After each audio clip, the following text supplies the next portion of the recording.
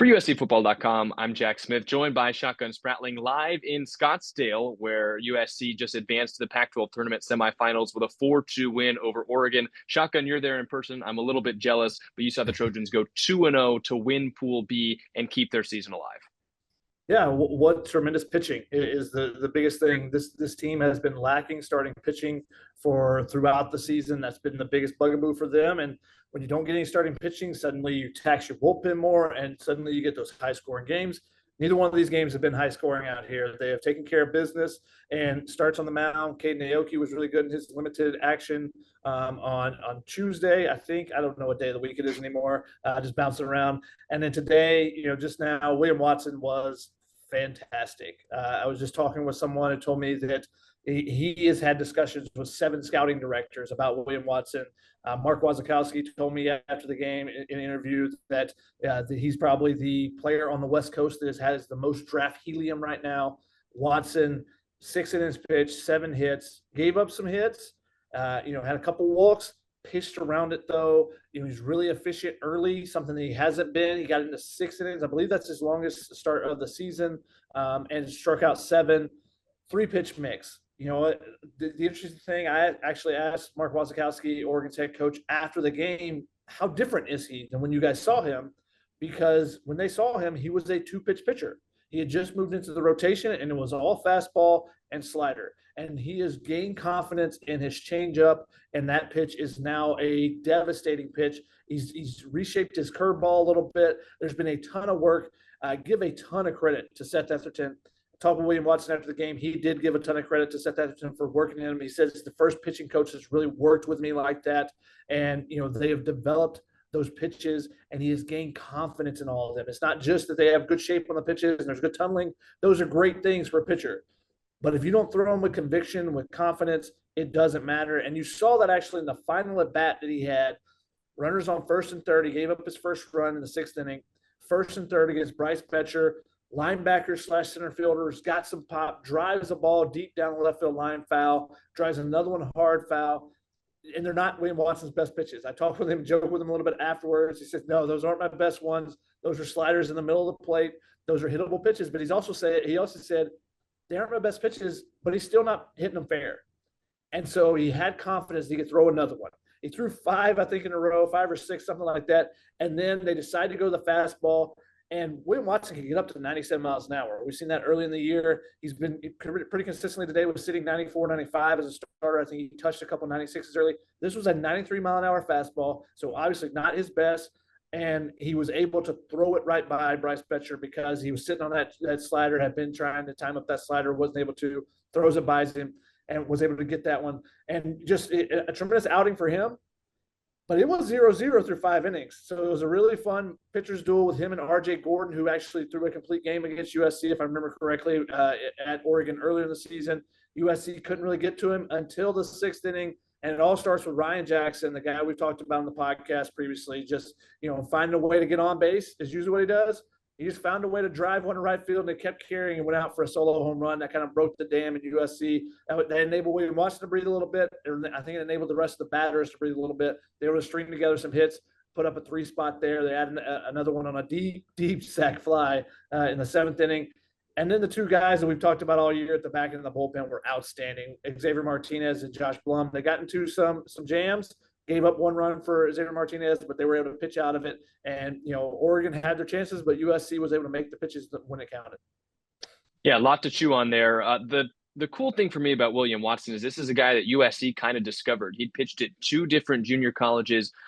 He was out at Cal Lutheran back in 2022. Last season, he pitched for San Joaquin Delta. So he's almost a freshman-like recruit. Obviously, it's not his freshman season, but pitching at a big level like this in the Power 5 for the first time in his career. And to say he's got a lot of helium from coming from Oregon's head coach that's got a lot of good prospects, I think it makes a lot of sense because he's been great. 5+ innings and 7 straight starts to close out the year for William Watson, if that was his last start. But we'll see. Trojans only need 2 more wins to seize a bid for the NCAA tournament. His last 3 starts, Shotgun, though, have been his best. 16 1/3 innings pitched combined, 5 earned runs, 17 strikeouts.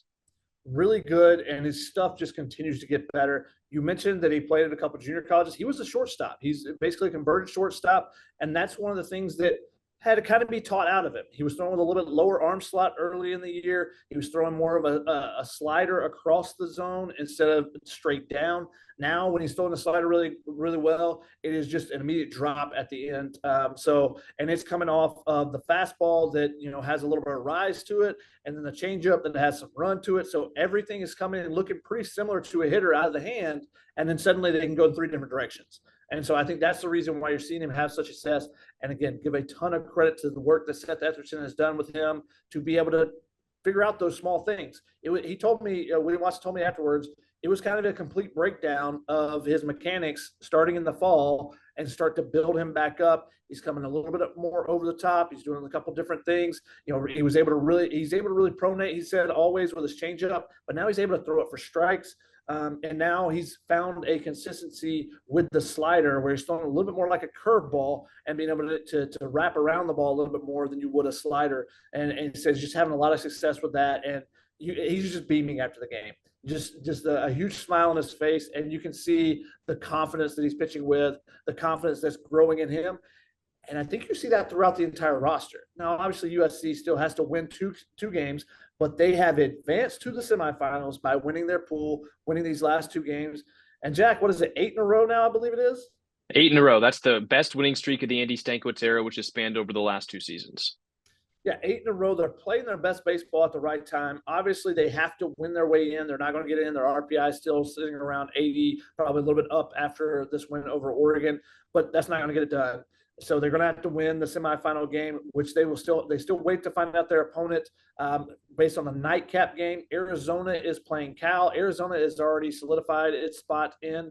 So if they win, then Oregon State gets in, the number 2 seed. If Cal beats Arizona, then you have 3 teams that they're basically win or get in. You're going to have USC. Cal maybe has an outside shot at an at-large bid, but they still feel like, hey, we got to win the whole thing to do that. And then you got Stanford, who's gone on a run out of nowhere, had lost 10 straight coming in, and suddenly are playing their best baseball as well, just out of the blue, getting some really great pitching performances there too. And that's the key right now is how much starting pitching do you have and how much can your starting pitching carry you? And that's why Arizona's still the favorite, because they have 3 guys from their weekend rotation that have not yet pitched. But USC can throw. They're going to throw Tyler Stromsborg out there tomorrow. We've seen he can be really, really good for USC. We'll see if he has it tomorrow when they play the semifinals, where they will face either Cal or Oregon State, depending on the nightcap of tonight's action. Yeah, so if Arizona wins, USC plays Oregon State. But if Cal's able to knock off Arizona, the Bears move on. They win the pool, which means that because Arizona's 1-1 as the 1 seed, they get that wild card. So, I don't know who USC would rather play. I mean, they lost the series to Cal. They swept in 2 games Oregon State, but Oregon State is ranked as the highest team in the conference. Cal has a lot to play for. Like, you can look either way with that. And maybe they're at the mercy of whatever Arizona decides to do today, because Arizona could punt this game saying, we don't want to waste our pitching. We're already playing Stanford. And hey, if we lose, that means Oregon State doesn't have to meet us in the semifinals or the finals at any point. So who knows what's going to happen with that game, but those are the 2 possible results for USC. Shotgun, what's your one key for the Trojans as the tournament continues? Well, really quick, it looks like Arizona is going to go for the win. They're going at least the lineup, the starting lineup is pretty much exactly the same. They're going to start their Friday night starter, Jackson Kent. Now, we'll see if he goes the full allotment. If they have him, for a short amount of time, we'll see how they play it out that way. But they will go with their ace and have him on the mound against Cal. So it looks like they're going for it. And they're a team that needs kind of every win to help solidify and try to stake their claim as a regional host, which is huge, obviously. So I think that's part of the reason they're going to go for it. And the fact that they still have all 3 starters available, I think that's how they'll play it out. So we'll see. It still doesn't matter. You can put your best guys out there. You can still lose a game, especially Cal right now is a very hot team. They put on perhaps the best hitting display I've ever seen in a game against a quality Washington team, against some quality arms at least, and just we're hitting line drives everywhere the other night. So we'll see how they perform in this game. But the key for USC is what they've done the first 2 games, is get quality starting pitching. So it's going to come down, what can Tyler Stromsborg give them? And if they are able to make it to the championship, who's going to step up? because that is what it will be. It'll be someone has to step up, someone has to move into a role that maybe they're not accustomed to.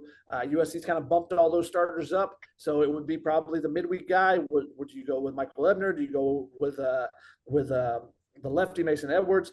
There will be some options, but you got to win tomorrow before you even worry about that. So the biggest thing is getting a quality start out of Tyler Stromsborg tomorrow. And can you get some more hits? Can you continue to add some hits? USC had 11 hits today. Didn't do as much as they potentially could with those 11 hits. But, getting some guys on, get them over, get them in. USC was able to manufacture a couple runs as well with some sac flies and moving guys over in different situations. So we'll see what they can do tomorrow. It'll be a big day. If they can win 2 more games, if they can push that longest win streak under Andy Stankiewicz to 10 games, USC will have another weekend of play. Do want to point out, Jack, I pointed this out before the game on Twitter, but USC now 30-27. They are guaranteed a winning record. They will have back-to-back winning seasons under Andy Stankiewicz in his first 2 years. USC's only had 2 other winning seasons since 2005. So that is quite an accomplishment for Andy Stankiewicz and what this staff have done with a completely retooled roster from when they took over. Give them a ton of credit. And, you want to be playing your best baseball at the end of the year, because in college baseball, outside of the Big West, you have a chance to win your way in a conference tournament setting. And USC is going to try to do that the rest of this weekend.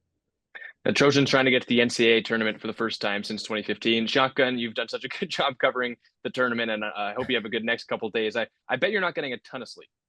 I'm averaging about 3 to 3.5, maybe, I think.